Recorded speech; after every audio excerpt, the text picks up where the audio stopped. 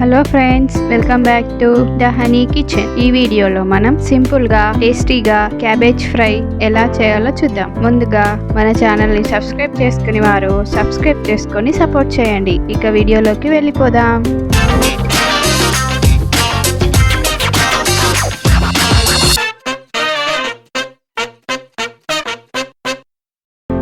ముందుగా స్టవ్ మీద ప్యాన్ పెట్టుకొని ప్యాన్ వేడయ్యాక 3 టేబుల్ స్పూన్ ఆయిల్ వేసి ఆయిల్ వేడయ్యాక 1/2 టీ స్పూన్ ఆవాలు, 1/2 టీ స్పూన్ జీలకర్ర, 1 టీ స్పూన్ శనగపప్పు, 1 టీ స్పూన్ మినప్పప్పు, 1 ఎండుమిర్చి ముక్కలు, 2 పచ్చిమిర్చి ముక్కలు, కొంచెం కరివేపాకు వేసి ఫ్రై చేసుకోవాలి.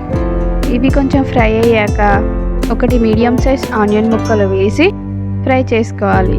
ఆనియన్ ఫ్రై అయ్యాక నీట్గా కడిగి సన్నగా కట్ చేసిన 1/2 కేజీ క్యాబేజ్ ముక్కలు వేసి ఒకసారి కలుపుకొని 1/2 టీ స్పూన్ పసుపు, 1 టీ స్పూన్ ధనియాల పొడి, సరిపడా ఉప్పు వేసి మొత్తం అంతా కలుపుకొని మూత పెట్టి మధ్య మధ్యలో కలుపుతూ మగ్గించుకోవాలి.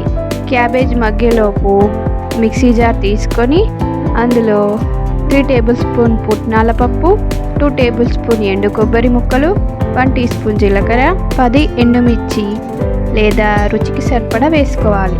అలాగే 10 వెల్లుల్లి కూడా వేసి కచ్చాపక్కగా గ్రైండ్ చేసుకోవాలి.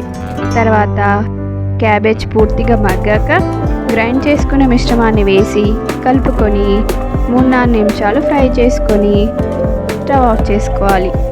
అంతే అండి, సింపుల్గా చాలా టేస్టీగా క్యాబేజ్ ఫ్రై రెడీ. సో తప్పకుండా మీరు ట్రై చేయండి.